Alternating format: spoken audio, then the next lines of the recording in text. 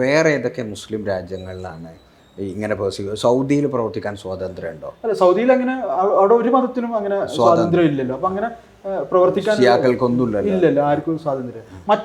മറ്റ് രാജ്യങ്ങളുടെ ഭാഗത്ത് നിന്ന് അങ്ങനെ അത്ര വലിയ ഇതില്ലെങ്കിൽ പോലും ബംഗ്ലാദേശ്, അതേപോലെ തന്നെ ബംഗ്ലാദേശിൽ എന്താ നിലപാട്? അൾജീരിയ, ബംഗ്ലാദേശിൽ ഇപ്പോൾ ഈ അടുത്ത് ബംഗ്ലാദേശിൽ അഹമ്മദികളെ ഇതേപോലെ നോൺ മുസ്ലിമായി പ്രഖ്യാപിക്കണം എന്ന് പറഞ്ഞുകൊണ്ട് വലിയ ഒരു ഇതുണ്ടായി. പക്ഷെ ഇതുവരെ ഉണ്ടായിരുന്നില്ല. ചെറിയ തോതിലുള്ളതൊക്കെ ഇടയ്ക്കുണ്ടാവും എന്നല്ലാതെ ഇപ്പോൾ അവിടെ വലിയ പ്രക്ഷോഭവും മറ്റു കാര്യങ്ങളും ഗവൺമെന്റിന് മേൽ വലിയ സമ്മർദ്ദമൊക്കെ ചെലുത്തിക്കൊണ്ടിരിക്കുന്നത് ഇപ്പോൾ. അപ്പൊ ഈ ഷെയ്ഖ് ഹസീനന്റെ കാലത്തൊക്കെ ആ സമയത്ത് ഓരോ ചെറിയ തോതിലൊക്കെ ഉണ്ടായിരുന്നു എങ്കിൽ പോലും ഗവൺമെന്റിന്റെ ഭാഗത്തു നിന്ന് ഒരു ഇപ്പോഴും ഉണ്ടായിട്ടില്ല. ഗവൺമെന്റിന്റെ ഭാഗത്ത് നിന്ന് അത്തരത്തിൽ നിലപാടുകളൊന്നും ആ സമയത്തൊന്നും ഉണ്ടായിട്ടില്ല. പിന്നെ ബാക്കി ഇന്തോനേഷ്യയിലൊക്കെ എങ്ങനെ? ഇന്തോനേഷ്യയിൽ ഒക്കെ അത് ആശയപരമായിട്ടും അതേപോലെ തന്നെ ഉള്ള എതിർപ്പുകൾ എല്ലാ സ്ഥലങ്ങളിലും ഉണ്ട്. അത് നമ്മൾ സ്വാഗതം ചെയ്യുന്നതാണ്, അങ്ങനത്തെ എതിർപ്പുകളും അത്തരത്തിലുള്ള സംവാദങ്ങളും ഒക്കെ. പക്ഷേ ഇന്തോനേഷ്യയിലുണ്ട് അഹമ്മദിയ ജമാഅത്ത്, മലേഷ്യയിലുണ്ട്, മറ്റു പല മുസ്ലിം രാജ്യങ്ങളുണ്ട്. അവിടെ ഒന്നും അങ്ങനെ അത്ര വലിയ തോതിലുള്ള പ്രശ്നങ്ങൾ, ചെറിയ തോതിൽ അത് എല്ലായിടത്തും. ഇന്ത്യയിലെ ഒരു പൊതുസ്ഥിതി എങ്ങനെ? ഇന്ത്യയിലെ പൊതുസ്ഥിതി എന്ന് പറഞ്ഞാൽ ഇപ്പോൾ അത് ഓരോ മുസ്ലിങ്ങൾ, എഡ്യൂക്കേറ്റഡ് ആയിട്ടുള്ള മുസ്ലിങ്ങളുള്ള സ്ഥലത്ത് പ്രശ്നങ്ങളൊന്നുമില്ല. അജ്ഞരായിട്ടുള്ള മുസ്ലിങ്ങൾ, വിദ്യാഭ്യാസം കുറഞ്ഞത്, അത്തരം സ്ഥലങ്ങളിലാണ് പ്രശ്നങ്ങൾ. ഇന്ത്യയിൽ ഏതെങ്കിലും അഹമ്മദിയ വിരുദ്ധ കലാപോ അങ്ങനെ എന്തെങ്കിലും ഇവിടെ ഉണ്ടായിരുന്നോ? ഇന്ത്യയിൽ അങ്ങനെ ഇതേപോലെ സ്ഥലങ്ങളിലൊക്കെ ചെറിയ UP അതേപോലെയുള്ള മറ്റ് സംസ്ഥാനങ്ങളിലൊക്കെ ചെറിയ തോതിലൊക്കെ ഉണ്ടായിട്ടുണ്ട്. പക്ഷേ എന്നിരുന്നാലും ഇന്ത്യയിൽ എപ്പോഴും തന്നെ എല്ലാ ഗവൺമെന്റുകളും, അത് ഇന്നുള്ളതെന്നല്ല എല്ലാ കാലത്തുള്ള ഗവൺമെന്റുകളും എപ്പോഴും തന്നെ അഹമ്മദിയ ജമാഅത്തിന് അതിനെ സപ്പോർട്ട് എന്നല്ല, അഹമ്മദിയ ഇത്തരം കാര്യങ്ങളെ എതിർക്കുന്നു. അത് എല്ലാ സമൂഹത്തിനെതിരിലും ഉണ്ടാകുമ്പോൾ ഗവൺമെന്റിന് നല്ല ശക്തമായ നിലപാടുകൾ ഉള്ളതുകൊണ്ട് അങ്ങനെ വലിയ തോതിൽ എവിടെ ഉണ്ടായിട്ടില്ല. തുടക്കകാലങ്ങളിലൊക്കെ ഉണ്ടായിരുന്നു എന്നുള്ളതാണ്. പിന്നെ ഈ ആഗോളതലത്തിൽ ഇതിൻ്റെ ഒരു അഡ്മിനിസ്ട്രേഷൻ എങ്ങനെ നടക്കുന്നത്? ഇപ്പം നിങ്ങൾ എങ്ങനെയാണ്, ഏതാണ് ഇതിൻ്റെ? ഇപ്പം ഞങ്ങളെ അറിയില്ലല്ലോ ആളുകൾക്ക്, ഒന്ന് പറയും. ആഗോളതലത്തിൽ അതായത് അഹമ്മദിയ ജമാഅത്തിൻ്റെത് എന്ന് പറഞ്ഞു കഴിഞ്ഞാൽ ഖലീഫയാണ് സുപ്രീം ഹെഡ്. ഖലീഫക്ക് കീഴിലാണ് ലോകത്ത് മുഴുവൻ പ്രവർത്തിച്ചുകൊണ്ടിരിക്കുന്നത്. അപ്പോൾ ഖലീഫക്ക് കീഴിൽ ബൈത്തുൽ മാൽ എന്ന് പറയുന്ന ഒരു സംവിധാനമുണ്ട്. ആ ബൈത്തുൽ മാൽ സംവിധാനം എന്ന് പറഞ്ഞു കഴിഞ്ഞാൽ ഓരോ അഹമ്മദിയും, ഈ അഹമ്മദിയ ജമാഅത്തിലെ ഓരോ മെമ്പറും സക്കാത്ത് പോലുള്ള നിർബന്ധമായിട്ടുള്ള ഫർലാക്കപ്പെട്ടിട്ടുള്ളത് കൂടാതെ അവർ ഇതേപോലെ ഇസ്ലാമിക സേവനത്തിനും അതേപോലെ തന്നെ മാനുഷികമായിട്ടുള്ള സേവനത്തിനും വേണ്ടി അവരുടെ വരുമാനത്തിൻ്റെ 10% അതല്ലെങ്കിൽ 16% ഒക്കെ അവർ ഡൊണേറ്റ് ചെയ്യാറുണ്ട്. ഈ ഡൊണേറ്റ് ചെയ്യുന്ന ഇതെല്ലാം തന്നെ ഈ ബൈത്തുൽ മാലിൽ എത്തുകയാണ്. എല്ലാ ഇടത്തുള്ള സക്കാത്ത് അതേപോലെ തന്നെ ഈ ഡൊണേഷൻ ഇതെല്ലാം തന്നെ അവർ കൊടുക്കുന്നത് ബൈത്തുൽ മാലിൽ എത്തുകയും ബൈത്തുൽ മാലിൽ നിന്ന് ഖലീഫയുടെ നിർദ്ദേശപ്രകാരം അത് ആവശ്യമായ സ്ഥലങ്ങളിലേക്ക് വിതരണം ചെയ്യുകയുമാണ് ചെയ്യുന്നത്. അപ്പോൾ ഈ ഇത്തരത്തിലുള്ള ഡൊണേഷനുകൾ വരികയും അതിൻ്റെ കീഴിൽ ആ ഡൊണേഷനുകൾ സ്വീകരിച്ചുകൊണ്ട് അത് എവിടെയാണോ കൂടുതൽ ആവശ്യമായിട്ടുള്ളത് ആ സ്ഥലങ്ങളിലേക്ക് ഖലീഫ ഓരോ രാജ്യങ്ങളിലേക്ക് എത്രയാണോ ആവശ്യമുള്ളത് അതനുസരിച്ച് ഖലീഫയുടെ കീഴിൽ ലോകം മുഴുവൻ അത് കൊടുത്തിട്ടുണ്ട്. അതിൻ്റെ ഇതിൽ ഇപ്പോൾ 80ഓളം ഭാഷകളിൽ അഹമ്മദിയ ജമാഅത്ത് വിശുദ്ധ ഖുർആൻ തർജ്ജമ ചെയ്തിട്ടുണ്ട് 80ഓളം ഭാഷകളിൽ. അത് പിന്നെ അതേപോലെ തന്നെ മറ്റ് ഇസ്ലാമിക സാഹിത്യങ്ങൾ, ഹദീസുകൾ, മറ്റ് ഗ്രന്ഥങ്ങൾ ഇതെല്ലാം പ്രസിദ്ധീകരിച്ച് ലോകം മുഴുവൻ അത് പ്രചരിപ്പിച്ചുകൊണ്ടിരിക്കുന്നു. അഹമ്മദിയ മുസ്ലിം ജമാഅത്തിന് 8 ചാനലുകളുള്ള ഒരു ഇൻ്റർനാഷണൽ ചാനലിൻ്റെ MTA എന്നാണ് അതിൻ്റെ പേര്. ആദ്യമായിട്ട് ഒരു ഇസ്ലാമിക ചാനൽ തുടങ്ങിയത് അഹമ്മദിയ മുസ്ലിം ജമാഅത്താണ്.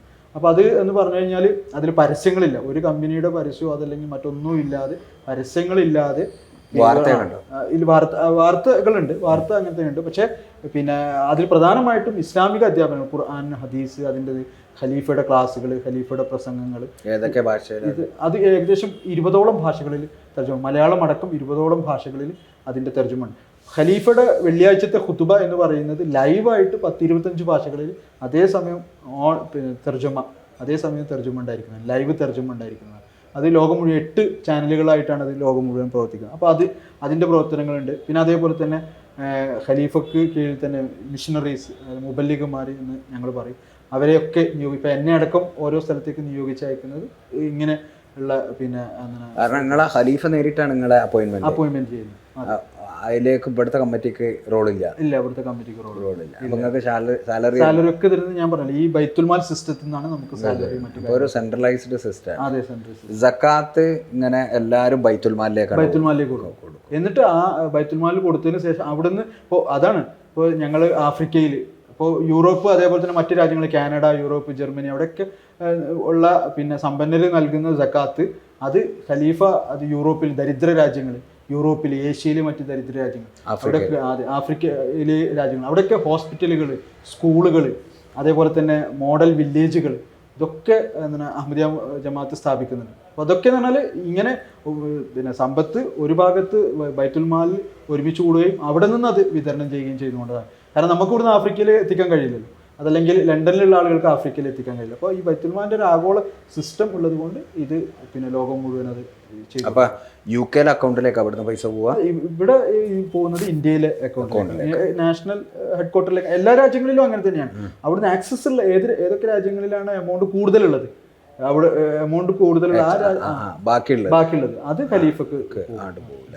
പിന്നെ നോമ്പ് എങ്ങനെ ഞങ്ങളെ എല്ലാം അറിയണമല്ലോ. അതെ, നോമ്പ് എന്ന് പറയുന്നത് പിന്നെ സാധാരണ പോലെ തന്നെ പിന്നെ സുബൈ ബാങ്കിന് മുമ്പ് അത്താഴം കഴിക്കുന്നു, പിന്നെ വെള്ളമോ മറ്റ് പാനീയങ്ങളോ ഭക്ഷണമോ പാനീയമോ മറ്റ് കാര്യങ്ങളോ ഒന്നുമില്ലാതെ മറ്റുള്ള മുസ്ലിങ്ങൾ പിന്നെ മഗ്രിബ് ബാങ്കോട് കൂടി നോമ്പ് തുറക്കുന്നു. അത് അതന്നെ.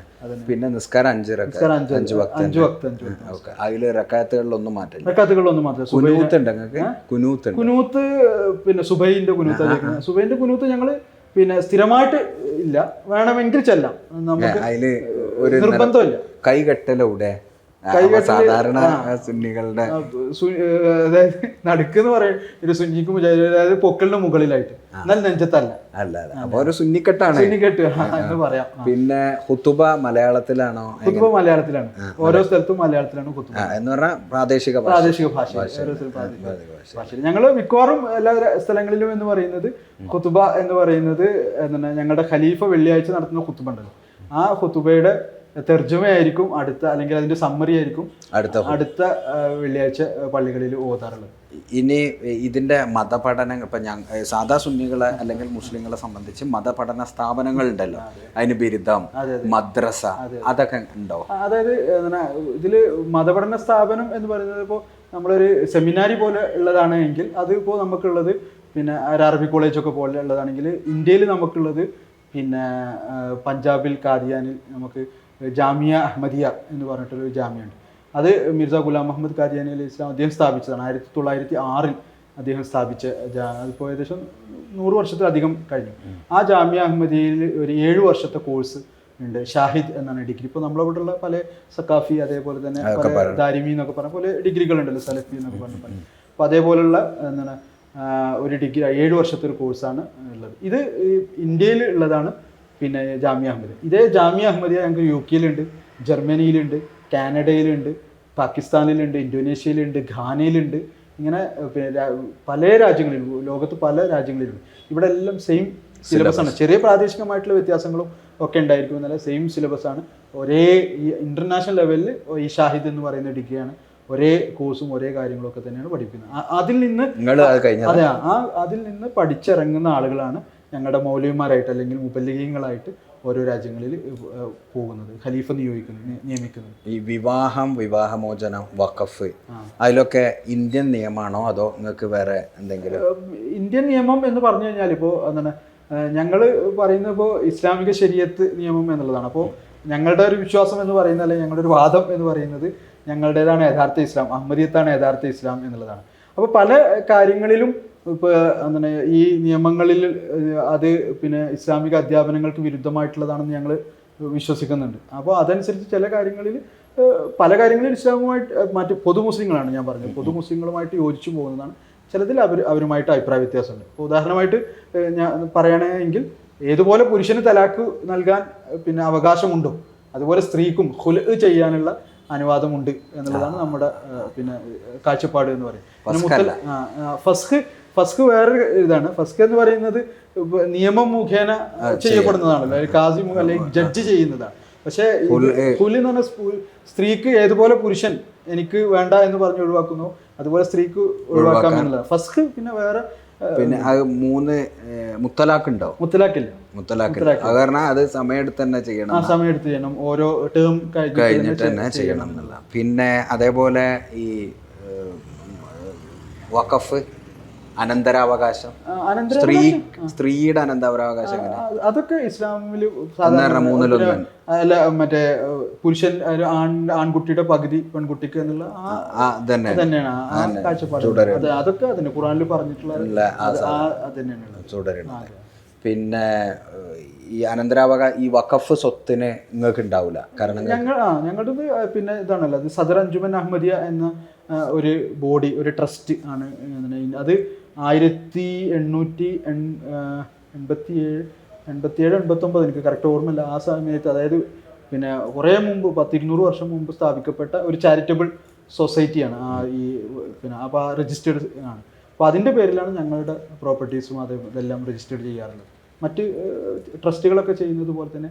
പിന്നെ വഖഫ് എന്ന് പറഞ്ഞിട്ട് അങ്ങനെ നമ്മൾ ചെയ്യാറില്ല സാധാരണഗതിയിൽ. നമ്മൾ വഖഫ് നമ്മളെ സംബന്ധിച്ച്. ഈ വിവാഹം നിങ്ങളെ ഇടയിൽ നടക്കുന്നത് എങ്ങനെ എന്ന് പറഞ്ഞാൽ അതിന് നിങ്ങൾക്കൊരു സിസ്റ്റം ഉണ്ടോ? അതോ വിവാഹം ഞങ്ങൾ നിക്കാഹ് ഖുതുബ, സാധാരണ നിക്കാഹിന്റെ ഒരു സെറമണി. അതല്ല, അത് മനസ്സിലായി. അതിന്റെ ആചാരമല്ലേ ചോദിച്ചത്. ഇപ്പൊ ഒരു ഉദാഹരണത്തിന് നിങ്ങളെ സഭക്കകത്ത് തന്നെയുള്ള നടക്കുക, അതിന് ഒരു മെക്കാനിസം ഉണ്ടോ? അങ്ങനെ ആർക്കും പരസ്പരം ഇഷ്ടപ്പെട്ട് കെട്ടാം, അത് കുടുംബങ്ങൾ തമ്മിൽ ആലോചിക്കുന്നതാണ്. അല്ലാതെ അതിന് സഭക്ക് സിസ്റ്റം ഒന്നുമില്ല. ഞങ്ങൾ സിസ്റ്റം എന്ന് പറഞ്ഞാൽ നമ്മുടെ ഇതിൽ വിവാഹ സെക്രട്ടറി എന്ന് പറയുന്ന ഒരു, ഇപ്പോൾ ഓരോ പ്രദേശത്തിലും ഓരോ വിവാഹ സെക്രട്ടറി, വിവാഹത്തിന് വേണ്ടിയിട്ട് ഒരു സെക്രട്ടറി ഒക്കെ നിയമിക്കും. പക്ഷെ അവരുടെയൊക്കെ ജോലി എന്ന് പറയുന്നത്, അവരിപ്പോൾ നിങ്ങൾ ഇന്നയാളെ കെട്ടണം എന്ന് പറഞ്ഞ് നിർബന്ധിച്ച് കല്യാണം കഴിപ്പിക്കുക, ഇന്നയാൾ കെട്ടാൻ പാടില്ല എന്ന് പറഞ്ഞാൽ അവർക്കൊരു റിസ്ട്രിക്ഷൻ വെക്കുക, അങ്ങനത്തെ പരിപാടികളൊന്നുമില്ല. അതായത് പിന്നെ രണ്ട് ബന്ധങ്ങളെ യോജിപ്പിക്കുക എന്നുള്ള ഇത് മാത്രം. അല്ലെങ്കിൽ രണ്ടുപേരെ നിങ്ങൾക്ക് ഇവരെ നോക്കാം, അല്ലെങ്കിൽ ഇന്ന മകളുടെ ആളെ ഇന്ന മകനെ നോക്കാം എന്ന് പറഞ്ഞു കൊടുക്കും. അവർക്ക് പരസ്പരം ഇഷ്ടപ്പെട്ട് കഴിഞ്ഞാൽ അത് പിന്നെ സ്ത്രീകൾക്ക് പള്ളിയിൽ വരാൻ പറ്റുമോ? പള്ളിയിൽ വരാം. ഞങ്ങൾ ഇപ്പോൾ നമ്മുടെ അഹമ്മദിയ മുസ്ലിം ജമാഅത്ത് ഇന്ത്യയിൽ അഹമ്മദിയ മുസ്ലിം ജമാഅത്ത് കേരളത്തിൽ 1915 സ്ഥാപിക്കുന്നത്. 1915. അപ്പോൾ 2015 ഞങ്ങൾ അതിൻ്റെ 100ാം വാർഷികം ആഘോഷിക്കും. അന്ന് മുതലേ ഞങ്ങളുടെ പള്ളിയിൽ സ്ത്രീകൾ വരികയും നമ്മുടെ നമസ്കാരത്തിൽ പങ്കെടുക്കുകയും ചെയ്യുന്നുണ്ട്. ഒരുമിച്ച് തന്നെ നിൽക്കാൻ ഒരുമിച്ചല്ല, രണ്ടും വേറെ വേറെ റൂമുകളിലായിട്ട്, അല്ലെങ്കിൽ സെപ്പറേഷൻ ഉണ്ടായിരിക്കും. ഇമാമാകാനോ അല്ലെങ്കിൽ ഇമാമും ഖുത്ബയൊന്നും സ്ത്രീകൾ നൽകാറില്ല ഇതുവരെ. ഇതുവരെ ഇല്ല, ഇനി ഉണ്ടാവില്ല. കാരണം അത് ഇസ്ലാമിന്റെ ബേസിക് പെട്ട കാര്യമാണ്. പിന്നെ 4 കല്യാണം കഴിക്കാൻ പറ്റുമോ? 4 കല്യാണം കഴിക്കുക, അത് പിന്നെ അനുവാദം നൽകിയിട്ടുണ്ട്. ആവശ്യമുള്ളവർക്ക്, അതിന് യോഗ്യരായിട്ടുള്ള ആളുകൾ, അതിന്റെ നിബന്ധനകൾ പൂർത്തിയാക്കുന്ന ആളുകൾക്ക് കഴിക്കാം. എല്ലാവർക്കും 4 എണ്ണം കഴിക്കാം എന്നുള്ളതില്ല. അത് അങ്ങനെ തന്നെയാണല്ലോ എല്ലാ മുസ്ലിങ്ങളും വിശ്വസിക്കുന്നത്. നിങ്ങളെ ഖലീഫമാർക്കാർക്കെങ്കിലും? ഞങ്ങളുടെ ഖലീഫമാർ ഒന്നിൽ കൂടുതൽ വിവാഹം കഴിച്ചവരുണ്ട്. ഒരാളെ മാത്രം ഇപ്പോഴത്തെ ഖലീഫക്ക് ഒരു ഭാര്യ മാത്രമേ ഉള്ളൂ. അതിന് മുമ്പുള്ള ഖലീഫക്ക് ഒരു ഭാര്യ ഉണ്ടായിട്ടുള്ളൂ. അതിന് മുമ്പുള്ള ഖലീഫന്മാർ 2 വിവാഹം കഴിച്ചവരുണ്ട്, 4 വിവാഹം കഴിച്ചവരുണ്ട് ഒക്കെ ഉണ്ട്. അപ്പോൾ ആ വിവാഹത്തിന് റെസ്ട്രിക്ഷൻ ഉണ്ട്. ഇപ്പോൾ ഈ സ്ത്രീ സ്വാതന്ത്ര്യത്തെക്കുറിച്ചുള്ള ഒരു പൊതു മുസ്ലിങ്ങളുടെ ഒരു കൺസെപ്റ്റ് ഉണ്ടല്ലോ, അതിനെക്കുറിച്ച് നിങ്ങൾ എങ്ങനെ വെച്ചാൽ അവർക്ക് അവരുടേതായ കൂട്ടായ്മകൾ, സംഘടനകൾ അങ്ങനെയൊക്കെ ഉണ്ടോ? അതെ, സ്ത്രീകൾക്ക്, അതായത് അഹമ്മദിയ ജമാഅത്തിൻ്റെ ഉള്ളിൽ തന്നെ സ്ത്രീകൾക്ക് വേണ്ടിയിട്ട് ഒരു പ്രത്യേക സംഘടനയുണ്ട്. അതിൻ്റെ പേര് ലജ്നായി മൈല എന്ന്.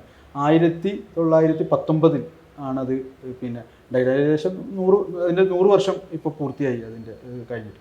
അപ്പോൾ അങ്ങനെ അതിൻ്റെ പേര് ലജ്നായി മൈല എന്നാണ്. ആ സംഘടന പൂർണ്ണമായിട്ടും സ്ത്രീകളാണ് നടത്തുന്നത്. അതിൽ പുരുഷന്മാർക്ക് ഒരു കൈകടത്തലുമില്ല. അതിൻ്റെ പിന്നെ കമ്മിറ്റിയിലെ അംഗങ്ങൾ അവർ തന്നെയാണ് തിരഞ്ഞെടുക്കുന്നത്, അവരുടെ പ്രോഗ്രാമുകൾ ആസൂത്രണം ചെയ്യുന്നത്, അവരുടെ പരിപാടികൾ നടപ്പിലാക്കുന്നത് ഒക്കെ പൂർണ്ണമായിട്ടും സ്ത്രീകൾ മാത്രമാണ്. അതിൽ പുരുഷന്മാരുടെ ഒരു കൈകടത്തില്ല. അവർ നേരിട്ട് ഖലീഫയുമായിട്ട്, ഖലീഫയാണ് അതിനെ നിയന്ത്രിക്കുന്നത്. അതിനിടയിൽ ഒരു പുരുഷനും അതിൽ യാതൊരു വിധത്തിലുള്ള പിന്നെ കൈകടത്തിൽ. അത് പൂർണ്ണമായിട്ട് ആഗോളതലത്തിൽ ഇതിന്റെ ഹെഡ് ആരാ? പെണ്ണുങ്ങൾ വരണ്ടോ? അല്ല, ആഗോളതലത്തിൽ ഖലീഫക്ക് കീഴിലാണ്. നാഷണൽ ലെവലിൽ അവർക്ക് ഒരു പിന്നെ പ്രസിഡന്റ് ഉണ്ട്. അതേപോലെ റീജിയണൽ ലെവലിലുണ്ട്, പ്രാദേശിക ലെവലിൽ അവർക്ക് പ്രസിഡന്റ് ഉണ്ട്. അങ്ങനെ അവർക്ക് പ്രസിഡന്റും അവരുടെ പ്രോഗ്രാമുകളും ഒക്കെ ഉണ്ട്. നാഷണൽ ലെവലുണ്ട്. നാഷണൽ ലെവലിലെ പ്രസിഡന്റ് നേരിട്ട് ഖലീഫക്ക് കീഴിലാണ്. പിന്നെ ഇതിന്റെ ബാക്കി ഇപ്പോൾ ആഗോളതലത്തിൽ ഇതിൻ്റെ അഡ്മിനിസ്ട്രേഷൻ ഖലീഫക്ക് കീഴിൽ ഒരു ബോഡിയാണ്. ഈ ഖലീഫനെ തിരഞ്ഞെടുക്കണ എങ്ങനെ? ഞങ്ങളുടെ ഒരു വിശ്വാസം എന്ന് പറയുന്നത് പിന്നെ ഈ ഖലീഫ എന്ന് പറയുന്നത് അള്ളാഹു നിയമിക്കുന്ന ആളാണ് എന്നുള്ളതാണ്. അപ്പോൾ ഏതുപോലെ പിന്നെ റസൂലുള്ളാഹി സ്വല്ലല്ലാഹു അലൈഹി വസല്ലം തിരുമേനിക്ക് ശേഷം അബൂബക്കർ സിദ്ദീഖ്, ഉമർ, ഉസ്മാൻ, അലി എന്നീ ഖലീഫമാരെ തിരഞ്ഞെടുത്തു. അതേപോലെ തന്നെയാണ് പിന്നെ ഞങ്ങളുടെ ഇതിൽ തിരഞ്ഞെടുപ്പുള്ളത്. അത് അള്ളാഹു ആണ് നിയോഗിക്കുന്നത് എന്നാണ് ഞങ്ങൾ വിശ്വസിക്കുന്നത്. പക്ഷേ അതിനൊരു തിരഞ്ഞെടുപ്പ് സമിതി ഉണ്ട്. ആ തിരഞ്ഞെടുപ്പ് സമിതിയെ അതാത് കാലത്തുള്ള ഖലീഫമാർ നിയമിക്കുന്നതാണ്. അപ്പോൾ ആ ഖലീഫ ജീവിച്ചിരിക്കെ വേറെ ഖിലാഫത്തിനെ കുറിച്ചോ വേറൊരു ഖലീഫയെക്കുറിച്ചോ നമ്മൾ ചിന്തിക്കാറേ ഇല്ല. ആ ഖലീഫ മരണപ്പെട്ട് കഴിഞ്ഞാൽ മരണപ്പെടുന്നതിന് മുമ്പ് തന്നെ അല്ലെങ്കിൽ അദ്ദേഹം ജീവിച്ചിരിക്കുന്ന സമയത്ത് തന്നെ അതിനുവേണ്ടി ഒരു സമിതി അദ്ദേഹം ഉണ്ടാക്കി ആ സമിതി അതിൻ്റെ മീറ്റിംഗ് കൂടിക്കൊണ്ട് അവരിൽ നിന്ന് ഒരാളെ തിരഞ്ഞെടുക്കുന്നത്. അതിന് പിന്നെ ഈ എന്താണ് പറയുക, പ്രചാരണോ അതല്ലെങ്കിൽ അങ്ങനത്തെ തെരഞ്ഞെടുപ്പൊന്നുമില്ല, പ്രോപ്പഗണ്ട അങ്ങനത്തെ ഒന്നുമില്ല. അതിൽ ഭൂരിപക്ഷ തീരുമാനം ആ സമയത്ത് അവർ തിരഞ്ഞെടുക്കുന്നതാണ്. അതായത് ഈ സമിതിയിൽ ഉണ്ടാവോ ഖലീഫ, അങ്ങനെ ഉണ്ടോ? അത് സമിതിയിലുള്ള ആളായിരിക്കും, ചിലപ്പോൾ പുറത്തുനിന്നുള്ള ആളോ നമുക്ക് പറയാൻ പറ്റില്ല. പുറത്തുനിന്നുള്ള ആളോ ആയിരിക്കാം. ആ സമിതിയാണ് തിരഞ്ഞെടുക്കുക എന്നുള്ളതാണ്. അപ്പോൾ അതിൽ അങ്ങനെ ഉള്ള ആ സമിതി ഖലീഫയുടെ മരണത്തിന് ശേഷം ആ സമിതി കൂടുകയും ഇപ്പോഴുള്ള ഖലീഫന് ആ സമിതി ആരായിരിക്കുമെന്നും ആ സമിതിയുടെ അധ്യക്ഷൻ ആ സമയത്ത് അധ്യക്ഷൻ ആരായിരിക്കും എന്നൊക്കെ നിശ്ചയിച്ചിട്ടുണ്ടായിരിക്കും. അപ്പോൾ അദ്ദേഹത്തിൻ്റെ അധ്യക്ഷതയിൽ കൂടി ആ സമയത്ത് പേര് നിർദ്ദേശിക്കപ്പെടുകയും അതിന് വോട്ടിടുകയും അതിൽ വോട്ടിൽ ഏറ്റവും കൂടുതൽ ഭൂരിപക്ഷം കിട്ടുന്ന ആളെ ഖലീഫയായിട്ട് പിന്നെ അവർ ബയ്യത്ത് ചെയ്ത് പിന്നെ പബ്ലിക് എല്ലാവരും ബയ്യത്ത് ചെയ്യുന്നത് ആ ഒരു സിസ്റ്റമാണ്. ഇനി കേരളത്തിലേക്ക് അഹമ്മദിയ ജമാഅത്ത് എങ്ങനെയാണ് വരുന്നത്? അതിൻ്റെ ഒരു ഹിസ്റ്ററി അറിയാൻ താല്പര്യമുണ്ട്. എന്താണ് കേരളത്തിൽ? പിന്നെ കണ്ണൂരിലാണ് ആദ്യമായിട്ട് അഹമ്മദിയ ജമാഅത്ത് വരുന്നത്.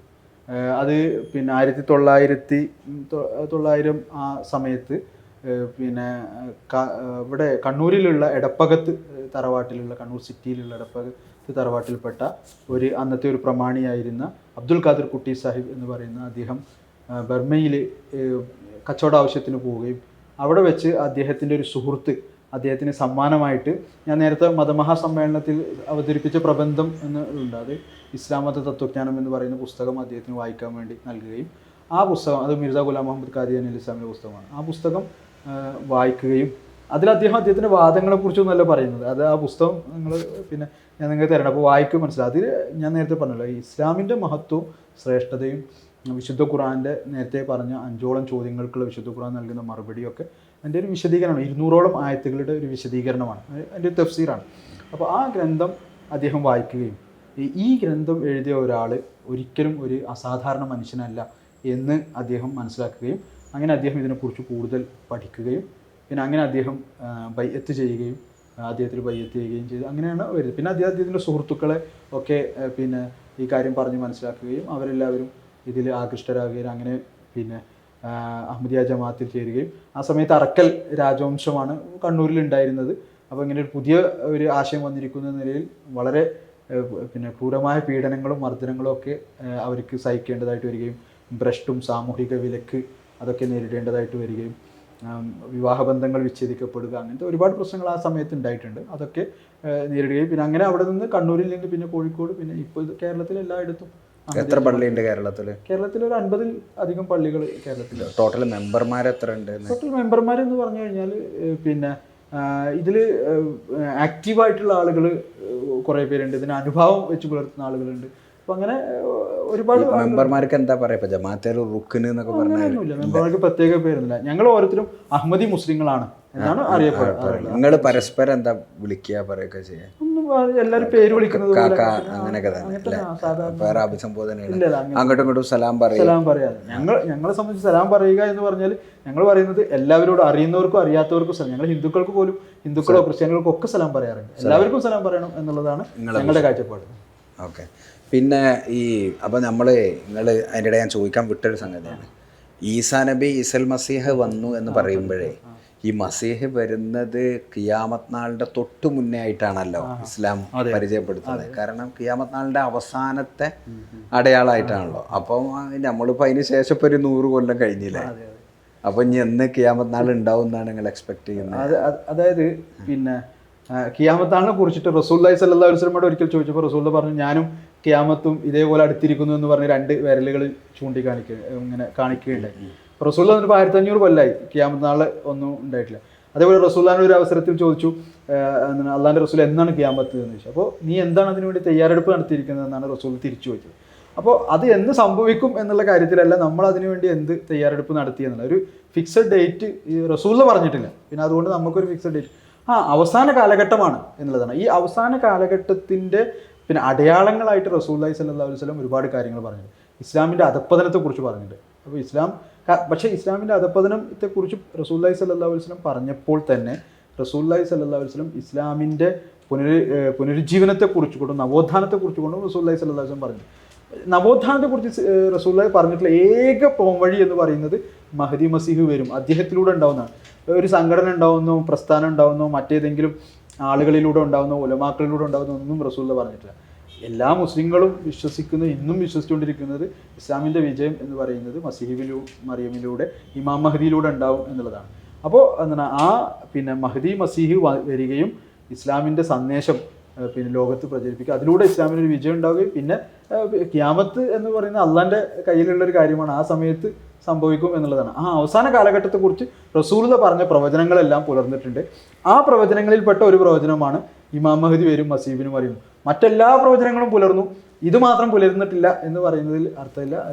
ഇനി ഉള്ളത് എന്ന് പറയുന്നത് പിന്നെ ഇസ്ലാം പൂർണ്ണമായിട്ട് ഇല്ലാതാകുന്ന ഒരു സമയമായിരിക്കും. അപ്പോൾ അതിനു മുമ്പ് മസീഹിബിന് മറിയം വരേണ്ടത് അനിവാര്യമാണ്. അപ്പോൾ അതുകൊണ്ട് തന്നെ ഈ കാലഘട്ടമാണ് മസീഹിബിന് മറിയം വരേണ്ട കാലഘട്ടം. അപ്പോൾ അതുകൊണ്ട് വല്ലാത്ത കാലമില്ല എന്നുള്ളതാണ് നമ്മൾ മനസ്സിലാക്കേണ്ടത്. അതായത് അവസാനത്തെ കാലഘട്ടമാണ്. അതെ, റസൂലുള്ളാഹി പറഞ്ഞിട്ടുണ്ട് ഈ മസീഹിബിന് മറിയം വരുന്നത് എന്തിനാ. അപ്പോൾ പൂർവ്വകാല പണ്ഡിതന്മാർ ഹുവല്ലദി അർസല റസൂലഹു ബിൽ ഹുദ വദീനിൽ ഹഖ് ലിയുദ്ഹിറഹു അലദ്ദീനി കുല്ലിഹി, എല്ലാ മതങ്ങളുടെയും പ്രത്യയശാസ്ത്രങ്ങളുടെയും മേൽ ഇസ്ലാമിനെ വിജയിപ്പിക്കുന്നതിന് വേണ്ടിയാണ് റസൂലുള്ളാഹി സ്വല്ലല്ലാഹു അലൈഹി വസല്ലമയെ നിയോഗിച്ചയച്ചിരിക്കുന്നത് ഖുർആനിലെ ആയത്താണ്. ഇതിന് പൂർവ്വകാല മുഫസ്സിരീങ്ങളൊക്കെ കൊടുത്തിരിക്കുന്ന വ്യാഖ്യാനം എന്ന് പറയുന്നത് ദാലിക ഇൻദ നുസൂൽ ഈസ ബിൻ മറിയം, ഇത് സംഭവിക്കുക ഈസാ നബിയുടെ കാലഘട്ടം, ഈസ ബിൻ മറിയമിൻ്റെ ആഗമനത്തിൻ്റെ കാലഘട്ടത്തിലാണ്. അപ്പോൾ ആ കാലഘട്ടം എന്ന് പറയുന്നത് എല്ലാ മതങ്ങളും പ്രത്യയശാസ്ത്രങ്ങളും ഒക്കെ തമ്മിലൊരു സംവാദം നടക്കുന്ന ഒരു കാലഘട്ടത്തിലാണ് അദ്ദേഹം വരേണ്ടത്. ആ ഒരു കാലഘട്ടമാണിത്. തീർച്ചയായിട്ടും ഈ കാലഘട്ടത്തിലാണ് വരേണ്ടത് എന്നുള്ളതാണ്. അതിനുശേഷം പിന്നെ എന്തുണ്ടാവും? ഞാൻ ചോദിക്കണതേ, ഈ പ്രവാചകത്വം ഒക്കെ അവകാശപ്പെടുമ്പോഴേ ഇനി വീണ്ടും ആൾക്കാർ അങ്ങനെ പറയൂലേ. ഇപ്പം ഞാൻ ഇവിടെ അടുത്ത് മൗറീഷ്യസ് പോയിരുന്നു. മൗറീഷ്യസിൽ നിങ്ങളെ ജമാഅത്തിൻ്റെ അവിടേക്ക് ഞാൻ പോയിരുന്നു. അപ്പോൾ അവിടെ ഒരാൾ പറഞ്ഞു എന്നോട്, അവിടെ ഒരു പുതിയ അഹമ്മദിയ ജമാഅത്തിൽ ഒരു പുതിയ പ്രവാചകൻ ഉണ്ടായി എന്നൊരാൾ അവകാശപ്പെട്ടു. അപ്പോൾ അങ്ങനെ ഇനിയും വന്നൂടെ. അപ്പം നാളെ ഞാനും ഈ വാദം ഉന്നയിച്ചാൽ അങ്ങനെ ഒരു സാധ്യത ഇപ്പം എനിക്കും കിട്ടൂലേ, കുറച്ച് അനുയായികളൊക്കെ. ഞാൻ അതിൻ്റെ നിങ്ങളോട് ഞാൻ ചോദിക്കാൻ കാരണം, അങ്ങനെ ഒരു സാധനം പ്രവാചകത്വത്തിന് നമ്മൾ ഈ പറഞ്ഞ ക്രൈറ്റീരിയ ഒന്നും ഇല്ലാതെ എല്ലാവരും അവകാശപ്പെട്ടാൽ ഉണ്ടാകാവുന്ന ഒരു പ്രശ്നമാണ്. ഇപ്പോൾ മൗറീഷ്യസിലെ എന്താണ് അയാളുടെ പേര്, മുനീറോ, മുനീർ അസീം, നിങ്ങൾ കേട്ടിട്ടുണ്ട് സംഭവം? അങ്ങനെ ഇങ്ങോട്ട് സംഘടന പുറത്താക്കിയോ? ഇല്ല, സംഘടന അഹമ്മദിയ ജമാഅത്തിലുള്ള ആളല്ലല്ലോ. അല്ല, മുമ്പ് അദ്ദേഹം അഹമ്മദിയ ജമാഅത്തിൽ ഉണ്ടായിരുന്നു എന്ന് വിശ്വസിക്കുന്നു. പിന്നെ അതിൽ നിന്ന് പുറത്തു പോയതോ അല്ലെങ്കിൽ പുറത്താക്കപ്പെട്ടതോ അങ്ങനെയൊക്കെയുള്ള ആളാണ്, എനിക്ക് കറക്റ്റായിട്ട് അറിയില്ല. ഓക്കെ, അപ്പോൾ അങ്ങനെ ഒരു ഇതുണ്ടാവില്ല എന്നാണ് എൻ്റെ ചോദ്യം. അതാണ് ഇപ്പോൾ അതിന് മിർസ ഗുലാം മുഹമ്മദ് ഖാദിയാനി 1835 വരുന്നത്. ഇതിനു മുമ്പും റസൂലുള്ളാഹിയുടെ കാലഘട്ടത്തിൽ കള്ളപ്രവാചകന്മാരുണ്ടായിട്ടില്ല. മുസൈലിം ഉണ്ടായിട്ടുണ്ട്, അസ്വദ് ഉൻസ് ഉണ്ടായിട്ടുണ്ട്. പിന്നെ അതിനുശേഷം മുത്തനബിയെ പോലുള്ള ആളുകൾ പ്രവാചകത്വം വായിച്ചിട്ടുണ്ട്. അപ്പോൾ റസൂലുള്ളാഹിക്ക് ശേഷവും കള്ളപ്രവാചകന്മാർ വന്നിട്ടുണ്ട്. ഇതിൽ ഈ ഒരു കാര്യം പറയാം, അതായത് മിർസ ഗുലാം മുഹമ്മദ് ഖാദിയാനി വാദം ഉന്നയിച്ചതിന് ശേഷം ആണ് കള്ളപ്രവാചകന്മാർ വരാൻ തുടങ്ങിയത് എങ്കിൽ അദ്ദേഹം ഈ ഒരു വാതിൽ തുറന്നിട്ടു എന്ന് വേണമെങ്കിൽ പറയാം. പക്ഷെ റസൂലുള്ളാഹിക്ക് ശേഷം വന്നിട്ടുണ്ട് 30ഓളം കള്ളപ്രവാചകന്മാർ വന്നിട്ടുണ്ട് എന്ന് പറയുന്നു. റസൂൽ തന്നെ പറഞ്ഞിട്ടുണ്ട് എനിക്ക് ശേഷം 30ഓളം പേര് വരും എന്ന് റസൂലുള്ളാഹി പ്രവചനം. അപ്പോൾ റസൂലുള്ളാഹി ജീവിച്ചിരിക്കെ, റസൂലുള്ളാഹി ഉണ്ടായിരിക്കെ കള്ളപ്രവാചകത്വം അതുമായിട്ട് വന്നിട്ടുണ്ട്, റസൂലുള്ളാഹിക്ക് ശേഷവും വന്നിട്ടുണ്ട് എന്നുള്ളതാണ്. അപ്പോൾ ഈ ഒറിജിനൽ ഉണ്ടെങ്കിലല്ലേ ഡ്യൂപ്ലിക്കേറ്റ് ഉണ്ടാവുള്ളൂ. അപ്പോൾ അതുകൊണ്ട് തന്നെ നമ്മൾ ഒറിജിനലിനെ മനസ്സിലാക്കുക എന്നുള്ളത്. റസൂലുള്ളാഹി സ്വല്ലല്ലാഹു അലൈഹി വസല്ലം ഇതൊക്കെ ഈ കള്ളപ്രവാചകന്മാരുണ്ടാകും എന്ന് പറഞ്ഞ റസൂലുള്ളാഹി സ്വല്ലല്ലാഹു അലൈഹി വസല്ലം മസീഹിബിന് മറിയം ആയിട്ട് എൻ്റെ ഉമ്മത്തിൽ നിന്ന് ഒരാൾ വരും എന്ന് പറഞ്ഞിട്ടുണ്ട്. അപ്പോൾ നമ്മൾ ആ ഒറിജിനലിനെ തിരിച്ചറിയുക എന്നുള്ളതാണ്. അപ്പോൾ അതിന് തീർച്ചയായിട്ടും ഒറിജിനൽ ഉണ്ടാവും, ഒരുപാട് ഡ്യൂപ്ലിക്കേറ്റുകളും ഉണ്ടാവും. ഇത് ഒറിജിനലാണ് നിങ്ങൾ ഇത്ര കോൺഫിഡൻസിൽ വിശ്വസിക്കാനുള്ള ഒരു അല്ല, അതാണ് ഞാൻ പറഞ്ഞത്. ആ കാര്യമാണ് നമ്മൾ മറ്റ് പ്രവാചകന്മാരിൽ നമ്മൾ വിശ്വസിക്കുന്നത് പോലെ അദ്ദേഹത്തിന്, ഞാൻ നേരത്തെ പറഞ്ഞ പോലെ അദ്ദേഹത്തിൻ്റെ വ്യക്തി ജീവിതം, അള്ളാഹുവിൻ്റെ സഹായം അദ്ദേഹത്തിനുണ്ടോ എന്നുള്ളത്, അദ്ദേഹത്തിലൂടെ ഉണ്ടായ പ്രവർത്തനങ്ങൾ, സംഘടനയുടെ വളർച്ച, പ്രവർത്തനങ്ങൾ, അതേപോലെ തന്നെ പിന്നെ അള്ളാഹുവിൻ്റെ സഹായം അദ്ദേഹത്തിനുണ്ട്. വിശുദ്ധ ഖുർആനും റസൂലുള്ളാഹി സ്വല്ലല്ലാഹു അലൈഹി വസല്ലം പറഞ്ഞിരിക്കുന്ന പ്രവചനങ്ങൾ അദ്ദേഹത്തിൽ പൂർത്തിയായിട്ടുണ്ടോ എന്ന്. ഉദാഹരണമായിട്ട് ഞാൻ പറയാം, റസൂലുള്ളാഹി സ്വല്ലല്ലാഹു അലൈഹി വസല്ലം ഇമാം മഹദിയുടെ ഒരു അടയാളമായി പറഞ്ഞത് ഒരേ റമദാനിൽ സൂര്യനും ചന്ദ്രനും ഗ്രഹണം ഉണ്ടാവും എന്നുള്ളതാണ്. ഒരേ റമദാനിൽ സൂര്യനും ചന്ദ്രനും ഗ്രഹണം. മിർസ ഗുലാം മുഹമ്മദ് ഖാദിയാനി അലൈഹിസ്സലാം അദ്ദേഹത്തിൻ്റെ വാദം ഉന്നയിക്കുന്നത് 1891 ഞാൻ പറയുന്നത്. അന്ന് അദ്ദേഹത്തിനോട് പണ്ഡിതന്മാർ, മുസ്ലിം പണ്ഡിതന്മാർ, താങ്കൾ മഹദി ഇമാമാണ് എങ്കിൽ റസൂലുള്ളാഹി സ്വല്ലല്ലാഹു അലൈഹി വസല്ലം ഹദീസുണ്ട്, മഹദി ഇമാം വരുമ്പോൾ ഒരേ റമദാനിൽ സൂര്യനും ചന്ദ്രനും ഗ്രഹണം ഉണ്ടാകും, എവിടെയാണ് അടയാളം? അപ്പോൾ അദ്ദേഹം പറഞ്ഞു എന്നെ അള്ളാഹു അയച്ചതാണ്. അപ്പോൾ തീർച്ചയായിട്ടും അള്ളാഹു അത് ആ ഒരു കാര്യം വെളിപ്പെടുത്തിയത് 1894 ഈ ഭൂമിയുടെ 2 അർദ്ധഗോളങ്ങളിലും, അതായത് അമേരിക്ക ആ ഭാഗത്തും ഒരേ റമദാനിൽ സൂര്യനും ചന്ദ്രനും ഗ്രഹണം ഉണ്ടായി. 1894 91 അദ്ദേഹത്തിന്റെ വാദം. 94 ഒരേ റമദാനിൽ സൂര്യനും ചന്ദ്രനും ഗ്രഹണം, അത് 2 അർദ്ധഗോളങ്ങളിലും ഒരേ റമദാനിൽ സൂര്യന് പിന്നെ ഗ്രഹണം ഉണ്ടാകുന്ന ദിവസങ്ങളിൽ സൂര്യനും ചന്ദ്രനും ഗ്രഹണം ഉണ്ടാകുന്ന ദിവസങ്ങളിൽ ചന്ദ്രനും ഉണ്ടായി. അപ്പോൾ ഇങ്ങനെയുള്ള ഒരുപാട് റസൂലുള്ളാഹി സ്വല്ലല്ലാഹു അലൈഹി വസല്ലം പറഞ്ഞിരിക്കുന്ന ഒരുപാട്, ഇപ്പോൾ അങ്ങനെ വരാനിരിക്കുന്ന മഹ്ദി ഇമാം എവിടെയാണ് വരിക, അത് കദ്ഹ എന്ന് പറയുന്ന സ്ഥലത്താണ് വരിക. നമ്മൾ കാദിയാൻ എന്ന് പറയുന്ന സ്ഥലത്തിന്റെ പഴയ പേരാണ് കദ്ഹ എന്നുള്ളത്. ഞാൻ നേരത്തെ പറഞ്ഞല്ലോ ചരിത്രത്തിലുള്ളതാണ്. ഞാൻ ഹദീസിലുണ്ടോ കദ്ഹ എന്ന് പറയുന്ന ഗ്രാമത്തിലാണ് ഇമാം മഹ്ദി വരിക എന്ന് ഹദീസിലുണ്ട്. അപ്പൊ ഈ ഡമാസ്കസിന്റെ ഹദീസോ?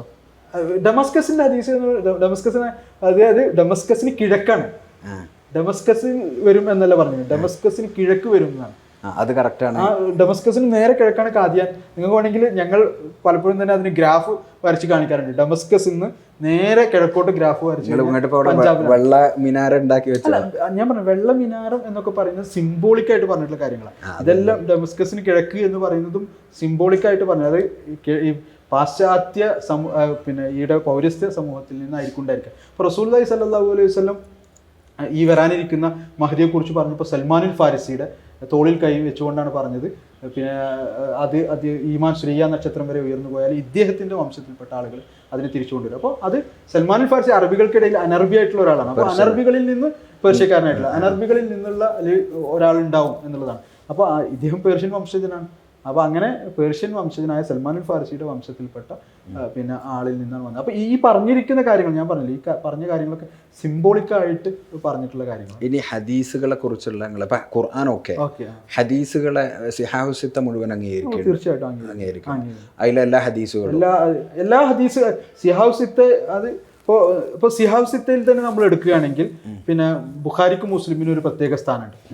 അതിൽ തന്നെ നമ്മൾ എടുക്കുകയാണെങ്കിൽ ബുഖാരിക്ക് ഒരു പ്രത്യേക സ്ഥാനമാണ്. കാരണം അസ്ഹൽ കിതാബി ബാദ കിതാബിൽ, അള്ളാന്റെ ഗ്രന്ഥത്തിന് ശേഷം ഏറ്റവും പിന്നെ സഹീഹായിട്ടുള്ള ഗ്രന്ഥമാണ് ബുഖാരി എന്നാണ് വിശ്വസിക്കുന്നത്. അത് നമ്മൾ വിശ്വസിക്കുന്ന കാര്യമാണ്. അതിനുശേഷം മുസ്ലിം, അതിനുശേഷം മറ്റ് തിർമിദി പോലുള്ള മറ്റ്, പിന്നെ മുഴുവൻ ഹദീസ് ഗ്രന്ഥം നമ്മൾ എടുക്കുകയാണെങ്കിൽ അതിൽ സിഹാസിത്തയുടെ ഈ 6 ഗ്രന്ഥങ്ങൾ അത് വളരെ പ്രബലമായിട്ടുള്ളതാണ്. അത് കൂടാതെയുള്ള ഹദീസിന്റെ ഒരുപാട് ഗ്രന്ഥങ്ങൾ വേറെ ഉണ്ട്. ഏതെങ്കിലും ഇപ്പൊ ഈ പറഞ്ഞ ഹദീസുകളെ നിങ്ങൾ അംഗീകരിക്കാത്ത ഹദീസുകൾ ഇതിലുണ്ടോ? അല്ല, ഹദീസുകൾ എന്ന് പറഞ്ഞു കഴിഞ്ഞാൽ ഇപ്പൊ ഈ എല്ലാ ഹദീസ് ഗ്രന്ഥങ്ങളിലും എല്ലാവരും അംഗീകരിക്കുന്ന ഹദീസുകൾ എന്ന് പറയുന്നത് വളരെ കുറവായിരിക്കും. കാരണം ഒരു ഹദീസിനെ കുറിച്ച് ഒരാളുടെ അഭിപ്രായം ഒന്നാണെങ്കിൽ വേറൊരാളുടെ അഭിപ്രായം ഒന്നായിരിക്കും. അപ്പൊ അങ്ങനെ പല ഹദീസിന്റെ കാര്യത്തിൽ അങ്ങനെ അഭിപ്രായ വ്യത്യാസങ്ങളുണ്ട്. പക്ഷെ ഞങ്ങളെ സംബന്ധിച്ചിടത്തോളം ഈ ഹദീസിനെ എങ്ങനെയാണ് നമ്മൾ സഹീഹാണ് എന്ന് പറയുക, ആ ഹദീസിന് മാനദണ്ഡം എന്തായിരിക്കണം, അത് പിന്നെ അഹമ്മദിയ മുസ്ലിം ജമാഅത്തിന്റെ സ്ഥാപകർ മിർസ ഗുലാം മുഹമ്മദ് ഖാദിയാനി അൽ ഇസ്ലാം അതിൽ ഹദീസിന് ഒരു മാനദണ്ഡം വെച്ചിട്ടുണ്ട്. ആ മാനദണ്ഡം എന്ന് പറയുന്നത് വിശുദ്ധ ഖുർആന് വിരുദ്ധമായിട്ടുള്ള ഒരു കാര്യമുണ്ടെങ്കിൽ അത് ആ ഹദീസ് സ്വീകാര്യയോഗ്യമല്ല എന്നുള്ളതാണ്. ഒന്നുകിൽ പിന്നെ നമുക്കത് വിശുദ്ധ ഖുർആനുമായിട്ട് ഏതെങ്കിലും തരത്തിൽ അത് പിന്നെ യോജിക്കാൻ കഴിയുമോ എന്ന് നോക്കാം. അങ്ങനത്തെ ഹദീസുകൾ ഉണ്ടോ? ഏത്? ഈ ഖുർആനെ നിരാകരിക്കുന്ന, അതാണ് അങ്ങനെ ഖുർആനിന്റെ വളരെ വ്യക്തമായ കൽപ്പനകൾക്ക് വിരുദ്ധമായിട്ട് ഒരു ഹദീസ് ഉണ്ടെങ്കിൽ, ഞാൻ പറയുന്നത് അങ്ങനെ ഒരു ഹദീസ് ഉണ്ടെങ്കിൽ ആ ഹദീസ് ഒരിക്കലും തന്നെ വിശ്വാസയോഗ്യമല്ല. അത് അതിൻ്റെ അകത്ത് ഹദീസ് അല്ല എന്നല്ല, അത് റസൂൽ പറഞ്ഞതല്ല. കാരണം റസൂൽ ഒരിക്കലും ഖുർആനെതിരിൽ പറയുകയില്ല എന്നുള്ള ഇതാണ് നമ്മുടെ മാനദണ്ഡം. അപ്പോൾ നിങ്ങൾ ചോദിച്ചത് നിങ്ങൾ ഹദീസിനെ അംഗീകരിക്കുന്നുണ്ടോ എന്ന് ചോദിച്ചാൽ ഞാൻ പറയാം അംഗീകരിക്കുന്നുണ്ട്. എല്ലാ ഹദീസുകളെയും നമ്മൾ അംഗീകരിക്കുന്നു. പക്ഷേ അങ്ങനെ ഒരു ഹദീസ് ഉണ്ടെങ്കിൽ, അതായത് വിശുദ്ധ ഖുർആന് വിരുദ്ധമായ ഒരു ഹദീസ് ഉണ്ടെങ്കിൽ അത് അംഗീകരിക്കുകയില്ല എന്നുള്ളതാണ്. മദ്ഹബുകൾ നമ്മൾ പിന്നെ 4 മദ്ഹബുകളും അതേപോലെ തന്നെ 4 ഇമാമിയങ്ങളെയും നമ്മൾ പിന്നെ ആദരിക്കുകയും ബഹുമാനിക്കുകയും ഇതൊക്കെ ചെയ്യുന്നുണ്ട്. പിന്നെ 4 മദ്ഹബിൽപ്പെട്ട കാര്യങ്ങളും നമ്മൾ ചെയ്യാറുണ്ട്. ഏതെങ്കിലും പ്രത്യേകമായിട്ട് ഒരു മദ്ഹബിനെ മാത്രം നമ്മൾ ഫോളോ ചെയ്യാറില്ല. കാരണം വരുന്ന മസീഹിനെ കുറിച്ച് റസൂലുള്ളാഹി സ്വല്ലല്ലാഹു അലൈഹി വസല്ലം പറഞ്ഞിരിക്കുന്നത് ഹക്കമൻ അദലൻ ആയിരിക്കും, അദ്ദേഹം നീതിമാനായ വിധികർത്താവായിരിക്കും എന്നുള്ളതാണ്. അപ്പോൾ ഞങ്ങൾ മനസ്സിലാക്കുന്ന ആ നീതിമാനായ വിധികർത്താവ്, ഇപ്പോൾ ഈ മദ്ഹബുകൾ തമ്മിലുള്ള ഫിർക്കകൾ തമ്മിലുള്ള ഒക്കെ അഭിപ്രായ വ്യത്യാസങ്ങളുണ്ടല്ലോ, അതിലൊക്കെ അദ്ദേഹം ഒരു തീരുമാനം എടുക്കും എന്നുള്ളതാണ്.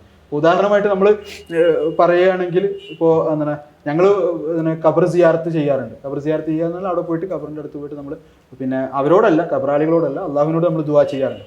അപ്പോൾ ഇവർ സുന്നികളുടെ അല്ലെങ്കിൽ ആ ഒരു ഇതാണെന്ന് വിചാരിക്കും. അതേസമയം നമ്മൾ തറാവി നമസ്കരിക്കാറുള്ളത് 8-ഉം 3-ഉം ആയിട്ടാണ് തറാവി നമസ്കരിക്കുക. അപ്പോൾ ഇവർ മുജാഹിദിനോട് ഇതുള്ളതാണ്. അപ്പോൾ ഇത്തരം ഉള്ള ഓരോ അഭിപ്രായ വ്യത്യാസങ്ങളിൽ ഇത് ഓരോ കാര്യങ്ങളിലുണ്ട്. കൈ ഉയർത്തുന്ന കാര്യത്തിൽ ഇപ്പോൾ ഞങ്ങൾ സെമിയുല്ലാഹു ലിമൻ ഹമീദ എന്ന് പറയുമ്പോൾ അത് ഹനഫി മദ്ഹബിൽ ഞങ്ങൾ കൈ ഉയർത്താറില്ല. മറ്റേ ഷാഫിയിലും മറ്റുള്ളവരൊക്കെ കൈ ഉയർത്താറുണ്ട്.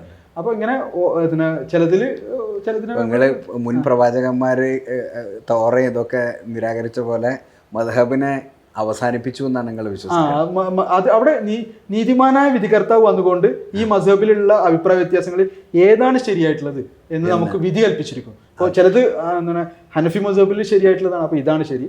ചിലത് ഷാഫി മദ്ഹബിൽ ശരിയായിട്ടുള്ളതാണ്, ഇതാണ് ശരി. ചിലത് ഹംബലിയിൽ ശരിയായിട്ടുള്ളതാണ്, ഇതാണ് ശരി എന്ന് പറഞ്ഞു. പിന്നെ ഈ മിർസയുടെ ഈ ജിഹാദുമായി ബന്ധപ്പെട്ടപ്പോൾ ലോകതലത്തിൽ ഈ ഖാദിയാനിസത്തിന് വലിയ അംഗീകാരം കിട്ടാൻ കാരണം ഈ ജിഹാദിനെ നള്ളിഫൈ ചെയ്തു എന്നുള്ളതുകൊണ്ടാണ്.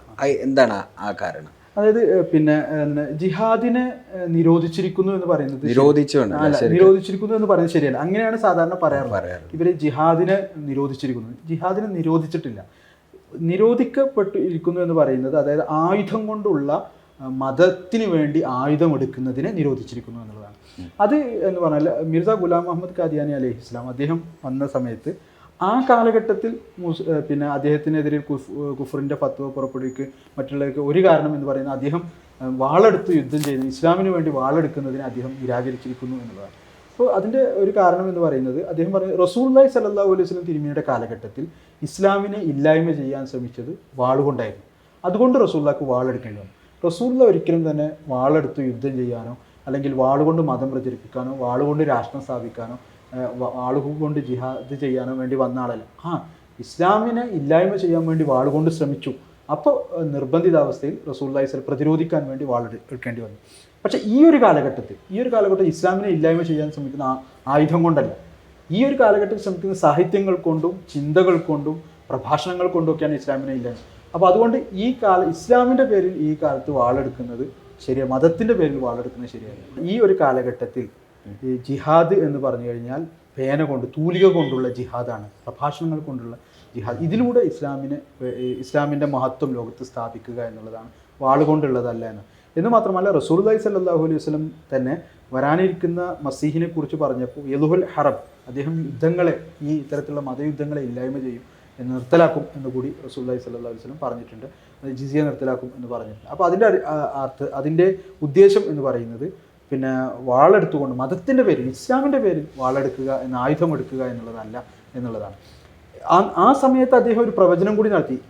എന്നെ അള്ളാഹു ഈ കാലഘട്ടത്തിൽ ഇങ്ങനെ മഹദിയും മസീഹുമായി നിയോഗിച്ചയച്ചിരിക്കുന്നു.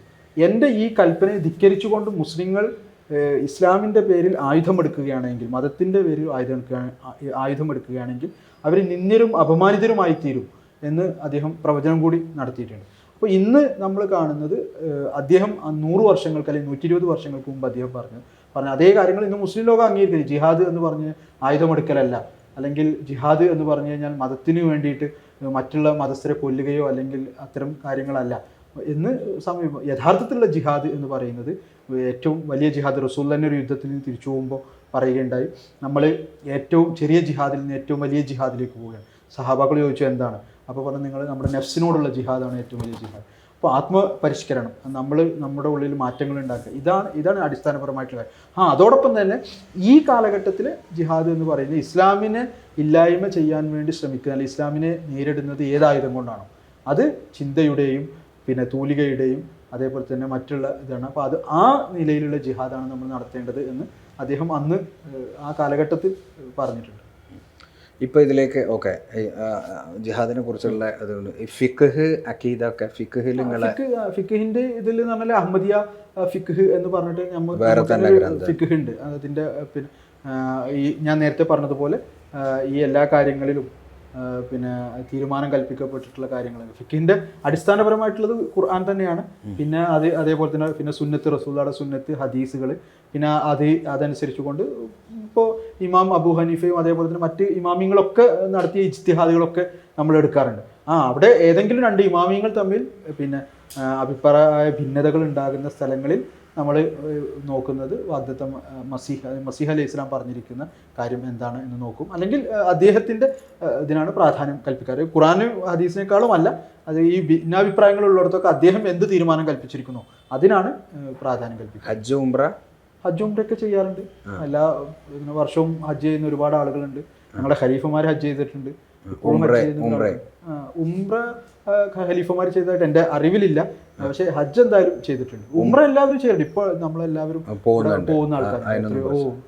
പിന്നെ ഈ ഔലിയാക്കളെ കുറിച്ചുള്ള കാഴ്ചപ്പാട്, ഔലിയാക്കൾ ഇസ്ലാമിക ലോകത്ത് വന്നിട്ടുള്ള എല്ലാ ഔലിയാക്കളെയും നമ്മൾ ആദരിക്കുകയും ബഹുമാനിക്കുകയും അവരുടെ ഖബറിൽ പോയി സിയാറത്ത് ചെയ്യുകയും ദുആ ചെയ്യുകയും ഒക്കെ ചെയ്യാറുണ്ട്. ഇപ്പോൾ മൊയ്നുദ്ദീൻ ചിശ്തി റഹ്മത്തുള്ളാഹി അലൈഹി, പിന്നെ നിസാമുദ്ദീൻ ഔലിയ, അതേപോലെ തന്നെ ഒരുപാട് ഔലിയാക്കൾ ഇസ്ലാമിൽ, ബഖ്തിയാർ കാക്കി, പിന്നെ ഫരീദ്, അതേപോലെ എത്രയോ പിന്നെ ഔലിയാക്കൾ വന്നിട്ടുണ്ടല്ലോ, മൊയ്തീൻ ഷേഖ്, അങ്ങനെ വന്ന എല്ലാ ഔലിയാക്കന്മാരെയും നമ്മൾ ആദരിക്കുകയും ബഹുമാനിക്കുകയും ചെയ്യുന്നുണ്ട്. അവരൊക്കെ പിന്നെ വളരെ ആദരവോടു കൂടിയാണ് നമ്മൾ കാണുന്നത്. ഈ മിർസയുടെ മക്ബറ, ഐ മീൻ ഖബർ എങ്ങനെയാ അവിടെ ആരാധിക്കപ്പെടുന്നുണ്ട്? ഐ മീൻ അവിടെ എന്തെങ്കിലും ചടങ്ങുണ്ടോ? ഉറൂസ് അങ്ങനത്തെ ഒന്നുമില്ല. ഉറൂസ് ഒരു വാർഷിക ജന്മദിനം ഒന്നുമില്ല. അപ്പോൾ നബിദിനത്തെ കുറിച്ച് നിങ്ങളെ കാഴ്ചപ്പാട്? നബിദിനത്തെ കുറിച്ച് അതായത് ഞങ്ങളുടെ നബിദിനം എന്ന് പറഞ്ഞു കഴിഞ്ഞാൽ, പിന്നെ നബിദിനം നമ്മൾ ആഘോഷിക്കാറുണ്ട്, നബിദിനം എന്ന് പറയാം. പക്ഷെ നമ്മൾ നബിദിനം ആഘോഷിക്കുക എന്ന് പറയുമ്പോൾ റസൂലുള്ളാഹി സ്വല്ലല്ലാഹു അലൈഹി വസല്ലം തിരുമേനിയുടെ അധ്യാപനങ്ങൾക്ക് വിരുദ്ധമായിട്ട് ഒരു നബിദിനം ആഘോഷിക്കാറില്ല. എന്ന് പറഞ്ഞു കഴിഞ്ഞാൽ, ഉദാഹരണമായിട്ട് നമ്മൾ റോഡുകൾ തടസ്സപ്പെടുത്തിക്കൊണ്ടുള്ള പിന്നെ നബിദിനം, യാത്രകൾ, പിന്നെ അതേപോലെ തന്നെ മറ്റുള്ളവർക്ക് ഡിസ്റ്റർബ് ചെയ്യുന്ന വിധത്തിലുള്ള പിന്നെ പാട്ട്, മ്യൂസിക്, അങ്ങനെ ഉള്ള കാര്യങ്ങളും ചെയ്യില്ല. ആ റബീഉൽ അവ്വൽ 12-ന് അന്ന് നബി കീർത്തന യോഗങ്ങൾ ഞങ്ങൾ സംഘടിപ്പിക്കാറുണ്ട്. റസൂലുള്ളാഹി സ്വല്ലല്ലാഹു അലൈഹി വസല്ലമയുടെ മദ്ഹ് പറഞ്ഞുകൊണ്ടുള്ള സമ്മേളനങ്ങൾ, അത് നമ്മൾ പിന്നെ മറ്റു മതസ്ഥരെ കൂടെ പങ്കെടുപ്പിച്ചുകൊണ്ട് അതിലെ പ്രഭാഷകന്മാരെ കൂടി ഉൾപ്പെടുത്തിക്കൊണ്ട്, ഇപ്പോൾ നമ്മുടെ കോഴിക്കോട് ഈ അടുത്ത് നടക്കുകയുണ്ടായി. പല സന്യാസിമാരെയും മറ്റ് ക്രൈസ്തവ പുരോഹിതന്മാരെയും മറ്റുള്ളവരെ മറ്റ് വിശ്വാസധാരകളിൽപ്പെട്ട ആളുകളെയൊക്കെ പങ്കെടുത്തുകൊണ്ട് റസൂലുള്ളാഹി സ്വല്ലല്ലാഹു അലൈഹി വസല്ലമയുടെ ജീവിതം എന്തായിരുന്നു അത് പറയുക, അത് പഠിപ്പിക്കുക, അത് ആളുകളിലേക്ക് എത്തിക്കുക എന്നുള്ളത്. അത് ആ റബീഉൽ അവ്വൽ 12-ന് മാത്രമല്ല, ഏത് വർഷം മുഴുവൻ അത്തരം കാര്യങ്ങൾ നടത്താറുണ്ട്. അങ്ങനെ അതിന് നിങ്ങൾക്ക് എതിരൊന്നുമില്ല? തീർച്ചയായിട്ടും ഇല്ല. അതിൽ എതിരില്ല എന്ന് പറയുമ്പോൾ, അതായത് പിന്നെ റസൂലുള്ളാഹി സ്വല്ലല്ലാഹു അലൈഹി വസല്ലം തിരുമേനിയുടെ അധ്യാപനങ്ങൾക്ക് വിരുദ്ധമായിട്ട് ഒരാഘോഷം നടക്കണമെങ്കിൽ അത് നമുക്ക് സാധ്യമല്ല. അതാണ് ഞാൻ പറഞ്ഞത്. അതായത് ഇപ്പോൾ റസൂലുള്ളാഹി സ്വല്ലല്ലാഹു അലൈഹി വസല്ലമയുടെ ഇതാണ്, അത് വഴിയാത്രക്കാർക്ക് ഒരു ബുദ്ധിമുട്ടുണ്ടാക്കരുത്. പക്ഷെ ആ വഴിയാത്രക്കാർക്ക് ബുദ്ധിമുട്ടുണ്ടാക്കി നമ്മൾ നബിദിനം ആഘോഷിക്കുകയാണെങ്കിൽ അത് ശരിയല്ല. അപ്പൊ അങ്ങനെയുള്ള കാര്യങ്ങളാണ്. മിർസയുടെ കുടുംബത്തിന് ഇതിൽ എന്തെങ്കിലും പ്രാധാന്യം ഉണ്ടോ? പ്രത്യേകിച്ച് ഇപ്പം നമ്മൾ നബിന്റെ കുടുംബം സയ്യിദുമാർ എന്നൊക്കെ പറയുന്നത് ഉണ്ടോ? തീർച്ചയായിട്ടും കുടുംബത്തിന് പ്രാധാന്യമുണ്ട്. അത് അങ്ങനെ തന്നെയാണല്ലോ. അപ്പോൾ അദ്ദേഹത്തിന്റെ പിന്നെ കുടുംബം എന്ന് പറയുമ്പോൾ ആ അദ്ദേഹം മഹദി മസീഹ് വന്ന ഇതിന് കുടുംബത്തിനൊരു പ്രാധാന്യമുണ്ട് എന്ന് കരുതി പിന്നെ അവർക്ക് പിന്നെ എന്തെങ്കിലും ജമാഅത്തിന്റെ സംവിധാനപരമായ കാര്യങ്ങളിൽ അല്ലെങ്കിൽ അതിന്റെ സിസ്റ്റത്തിൽ എന്തെങ്കിലും ആ പ്രാധാന്യം കൊണ്ട് ഒരു സ്ഥാനത്തെത്തുക, അങ്ങനെ ഒരു ഇതില്ല. അപ്പൊ ആ കുടുംബത്തിലാണ്, അതുകൊണ്ട് ഖലീഫയായി. അങ്ങനെ അവരെന്താണ് അറിയപ്പെടുന്നത്? ഞങ്ങൾ പറയാറുള്ള മസീഹ് അലൈഹി ഇസ്ലാമിന്റെ കുടുംബം എന്നുള്ളത് തന്നെയാണ്. ഫാമിലി എന്നുള്ള ആദ്യം തന്നെ മസീഹ് അലൈഹി ഇസ്ലാമിന്റെ ഫാമിലി കുടുംബം അത്ര തന്നെ ഉള്ളൂ. ഇപ്പൊ ഈ ഈമാൻ കാര്യം, ഇസ്ലാം കാര്യം, ഈ 10 കൽപ്പനകൾ, ഇതല്ലാത്ത പ്രധാനപ്പെട്ട കാര്യം എന്താ ഉള്ളത്? അങ്ങനെ ബാക്കിയെല്ലാം മുസ്ലിം അങ്ങനെ പ്രധാനപ്പെട്ടത് എന്ന് പറഞ്ഞു കഴിഞ്ഞാൽ, അങ്ങനെ ഈ ഇസ്ലാമിൽ നിന്ന് മാറി നിന്നുകൊണ്ടുള്ള ഒന്നും ഇല്ല. ഓരോ കാര്യത്തിനെ നമ്മൾ സമീപിക്കുന്നത് എങ്ങനെയാണ്, അതിലാണ് വ്യത്യാസമുള്ളത്. ഇപ്പോൾ ഞങ്ങളെ സംബന്ധിച്ചിടത്തോളം വിശുദ്ധ ഖുർആൻ, ഇപ്പോൾ വിശുദ്ധ ഖുർആൻ എടുക്കുകയാണെങ്കിൽ ഞങ്ങൾ പറയുന്നത് വിശുദ്ധ ഖുർആനിൽ ദുർബലപ്പെട്ട മൻസൂഖായ ആയത്തുകളുണ്ട് എന്നുള്ള വിശ്വാസം ഉണ്ടല്ലോ. നമ്മൾ പറയുന്നത് വിശുദ്ധ ഖുർആനിൽ ദുർബലപ്പെട്ട ആയത്തുകളില്ല എന്നുള്ളത്. വിശുദ്ധ ഖുർആൻ എന്ന് പറയുന്നത് ഖിയാമത്ത് നാൾ വരേക്കുള്ളതാണ്. അപ്പോൾ അതുകൊണ്ട് തന്നെ അതിൽ ദുർബലപ്പെട്ട ഒരായത്തുമില്ല. അത് എല്ലാ കാലഘട്ടത്തിലും അത് വരുന്നതാണ്, പ്രായോഗികമായിട്ടുള്ളതാണ്. ചിലത് ഈ കാലഘട്ടത്തിൽ പ്രയോജനം കുറച്ച് കാലം കഴിഞ്ഞിട്ടായിരിക്കും, മുമ്പതായിരിക്കും, നമുക്കറിയില്ല. പക്ഷെ ഒന്നും ദുർബലപ്പെട്ടിട്ടില്ല. പിന്നെയും കാലങ്ങൾ വരാം. ആ സമയത്ത് ഖിയാമത്ത് നാൾ വരേക്കുള്ളത് വിശുദ്ധ ഖുർആനാണ്. ഖിയാമത്ത് നാൾക്കുള്ള പ്രവാചകൻ മുഹമ്മദ് നബി സല്ലല്ലാഹു അലൈഹി വസല്ലമാണ്. ഖിയാമത്ത് നാൾ വരേക്കുള്ള മതം എന്ന് പറയുന്നത് ഇസ്ലാമാണ്. പക്ഷെ ആ ഇസ്ലാമിനെ പരിഷ്കരിക്കാൻ വേണ്ടി എല്ലാവരും പ്രതീക്ഷിച്ചുകൊണ്ടിരിക്കുന്ന മസീഹ് വന്നിരിക്കുന്നു എന്നുള്ളതാണ് നിങ്ങളെ വിശ്വാസം. നിങ്ങളിപ്പോൾ അഹമ്മദി മുസ്ലിങ്ങളെ സംബന്ധിച്ച് ഖുർആനും ഹദീസൊക്കെ കഴിഞ്ഞാൽ ഈ മൂപ്പരുടെ ഏറ്റവും പ്രധാനപ്പെട്ട ഗ്രന്ഥമായിട്ട് നിങ്ങൾ കൊണ്ടുനടക്കുന്നത് എന്താണ്? അങ്ങനെ അദ്ദേഹത്തിൻ്റെ പ്രധാനപ്പെട്ട ഗ്രന്ഥം എന്ന് പറഞ്ഞാൽ അങ്ങനെ ഒരു ഇതില്ല. അത് ഞാൻ നേരത്തെ പറഞ്ഞല്ലോ, അതായത് 80-ലധികം ഗ്രന്ഥങ്ങൾ അദ്ദേഹം എഴുതിയിട്ടുണ്ട്. അതുകൂടാതെ അദ്ദേഹത്തിൻ്റെ പ്രഭാഷണങ്ങൾ, അദ്ദേഹത്തിൻ്റെ കത്തുകൾ, അദ്ദേഹത്തിൻ്റെ ആ കാലഘട്ടത്തിലെ വിളംബരങ്ങൾ, ഇതെല്ലാം ക്രോഡീകരിച്ച ഒരു 100-120ഓളം ഗ്രന്ഥങ്ങൾ അദ്ദേഹത്തിൻ്റെതായിട്ടുണ്ട്. അപ്പോൾ ഇതിൽ അതെല്ലാം ഓരോന്നിൻ്റെതായിട്ടുള്ള പ്രാധാന്യമുണ്ട്. പ്രത്യേകിച്ച് അതിന് ഒരു പ്രാധാന്യമായിട്ടൊരു ഇതൊന്നും. അദ്ദേഹത്തിന് എത്ര ഭാര്യയും മക്കളും ഉണ്ടായിരുന്നു? അദ്ദേഹത്തിന് 2 ഭാര്യമാരുണ്ടായിരുന്നു, മക്കള് ഉണ്ടായിരുന്നു. മക്കളുടെ തലമുറയാണ് 4 മക്കളാണ് ഉണ്ടായിരുന്നത്. പിന്നെ അതുകൂടാതെ മരണപ്പെട്ട മക്കളുണ്ട്. അപ്പോൾ മക്കളുണ്ടായിരുന്നു. പിന്നെ അവരുടെ തലമുറകൾ ഇന്നും ഓരോരുത്തരായിട്ട് ജീവിച്ചുകൊണ്ടിരിക്കുന്നു. പിന്നെ അദ്ദേഹത്തിൻ്റെ പഠനങ്ങളിൽ ഏറ്റവും പ്രധാനപ്പെട്ടത് എന്ന് നിങ്ങൾക്ക് തോന്നുന്ന കാര്യം എന്താണെന്ന് വെച്ചാൽ ഒരു കൺക്ലൂഷൻ എന്നുള്ള രീതിയിൽ നിങ്ങൾക്കിപ്പോൾ നമ്മളിപ്പോൾ ഒരു സാധാരണ മുസ്ലിങ്ങളിൽ നിന്ന് വ്യത്യസ്തമായി അഹമ്മദിയ മുസ്ലിങ്ങൾ ചെയ്യുന്നു എന്ന് തോന്നുന്ന ഒരു പ്രധാനപ്പെട്ട കാര്യം എന്താ?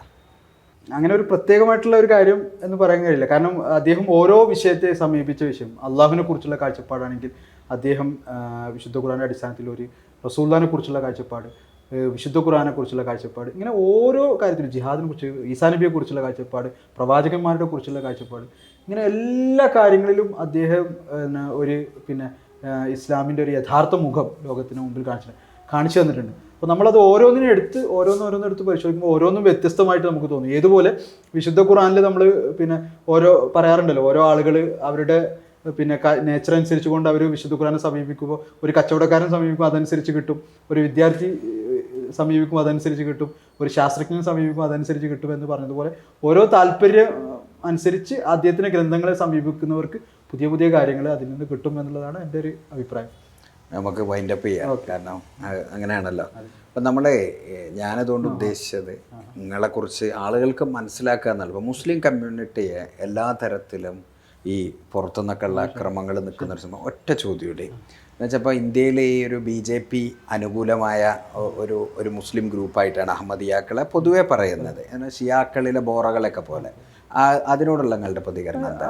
അഹമ്മദിയ ജമാഅത്തിന് അങ്ങനെ പ്രത്യേകിച്ച് ഏതെങ്കിലും ഒരു രാഷ്ട്രീയ പാർട്ടിയോട് പ്രത്യേകമായിട്ടുള്ള താല്പര്യമോ ഏതെങ്കിലും ഒരു പ്രത്യേക രാഷ്ട്രീയ പാർട്ടിയോട് ഏതെങ്കിലും തരത്തിലുള്ള വിയോജിപ്പൊന്നുമില്ല. ഇന്ത്യയിലെ എല്ലാ രാഷ്ട്രീയ പാർട്ടികളും, അത് ഇന്ത്യ ഒരു ഭരണഘടന അടിസ്ഥാനമായി ഭരിക്കുന്ന രാജ്യമാണ്. അത് അനുസരിച്ച് ആ ഭരണഘടനയെ അനുസരിച്ചുകൊണ്ട് പ്രവർത്തിക്കുന്ന എല്ലാ രാഷ്ട്രീയ പാർട്ടികളിലും അഹമ്മദിയ ജമാഅത്ത് പ്രവർത്തിക്കാറുണ്ട്, അഹമ്മദിയ ജമാഅത്തിൻ്റെ ആളുകൾ പ്രവർത്തിക്കാറുണ്ട്. അവർക്കൊക്കെ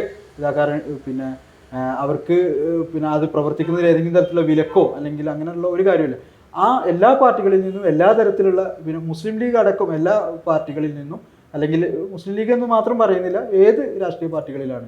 ഇപ്പോൾ V. അബ്ദുൽ ഖയ്യൂം സാഹിബ് അഹമ്മദിയ ജമാഅത്തിലെ ചന്ദ്രികയുടെ എഡിറ്ററായിട്ടുള്ള ആളായിരുന്നു, അഹമ്മദിയ ജമാഅത്തിൽ പെട്ടിട്ടുള്ള ആളാണ്. അപ്പോൾ അത് മുസ്ലിം ലീഗ് ആണെങ്കിലും കോൺഗ്രസ് ആണെങ്കിലും കമ്മ്യൂണിസ്റ്റ് പാർട്ടികളാണെങ്കിലും മറ്റ് രാഷ്ട്രീയ പാർട്ടികളാണെങ്കിലും BJP ആണെങ്കിലും ഇതിലൊക്കെ എല്ലാ പാർട്ടികളോടും ഒരേ പോലത്തുള്ള സമീപനമാണുള്ളത്. പിന്നെ എന്ന് പറഞ്ഞാൽ ഇന്ത്യയിലെ എല്ലാ ഗവൺമെൻറ്റുകളും, അത് ഇപ്പോഴത്തെ ഗവൺമെൻറ് മാത്രമല്ല, അതിനു മുമ്പുള്ള ഗവൺമെൻറ്റുകളും, എല്ലാ ഗവൺമെൻറ്റുകളും വളരെ അനുഭാവപൂർണ്ണമായിട്ടുള്ള സമീപനമാണ് എപ്പോഴും മറ്റ് രാജ്യങ്ങളെ പ്രത്യേകിച്ച് അപേക്ഷിച്ചു പാകിസ്ഥാൻ പോലുള്ള രാജ്യങ്ങൾ വെച്ച് നോക്കുമ്പോൾ ഇന്ത്യയിലെ ഗവൺമെൻറ്റുകളൊക്കെ വളരെ അനുഭാവപൂർണ്ണമായിട്ടുള്ള സെക്കുലർ ആയിട്ടുള്ള സമീപനമാണ് അഹമ്മദിയ ജമാഅത്തിനോട് കാണിച്ചിട്ടുള്ളത്. അപ്പോൾ ആ ഒരു നന്ദിയും കടപ്പാടും എല്ലാ ഗവൺമെൻറ്റുകളോടും, രാജ്യം ഭരിക്കുന്ന ഗവൺമെൻറ്റുകളോട് എല്ലാവരോടും ഉണ്ട്. പിന്നെ അതാത് രാജ്യത്തെ ഗവൺമെൻറ്റിനെ അനുസരിക്കുകയും ആ ഗവൺമെൻറ്റിനോട് കൂറ് പുലർത്തുകയും ചെയ്യുക. അത് പാർട്ടിയോടല്ല, ആ രാജ്യത്തെ ഗവൺമെൻറ്റിനോട് കൂറും അതേപോലെ തന്നെ വിശ്വസ്തതയും പുലർത്തുക എന്നുള്ളത് ഞങ്ങളുടെ ഒരു അടിസ്ഥാനപരമായിട്ടുള്ള അധ്യാപനമാണ്. അപ്പോൾ അതനുസരിച്ച് കൊണ്ടുള്ള ഇത് എന്നല്ലാതെ പ്രത്യേകിച്ച് ഏതെങ്കിലും ഒരു രാഷ്ട്രീയ പാർട്ടിയോട്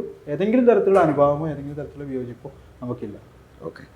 അപ്പോൾ അങ്ങനെ ഒരു അനുഭവം ഉണ്ടായിരുന്നെങ്കിൽ അതിൽ നമ്മൾ ശ്രദ്ധിക്കേണ്ട ഒരു കാര്യം, നമ്മുടെ പൗരത്വ നിയമത്തിൽ നിങ്ങളെ ഉൾപ്പെടുത്തിയിട്ടില്ലല്ലോ അല്ലേ? ഇല്ല. പാകിസ്ഥാനിലെ ഏറ്റവും കൂടുതൽ ഞാൻ നേരത്തെ പീഡനം അത് ഇല്ല. അങ്ങനത്തെ നമ്മുടെ ഭാഗത്ത് നിന്ന് അങ്ങനെ ഒരു ആവശ്യവും ഉണ്ടായിട്ടില്ല എന്നുള്ളതാണ്. അത് ഒരു രാഷ്ട്രീയ പാർട്ടിയോടും അങ്ങനെ ഞങ്ങളുടേതായിട്ടുള്ള ഒരു പ്രത്യേകമായിട്ടുള്ള ആവശ്യങ്ങളൊന്നും ഞങ്ങൾ ഉന്നയിച്ചിട്ടില്ല.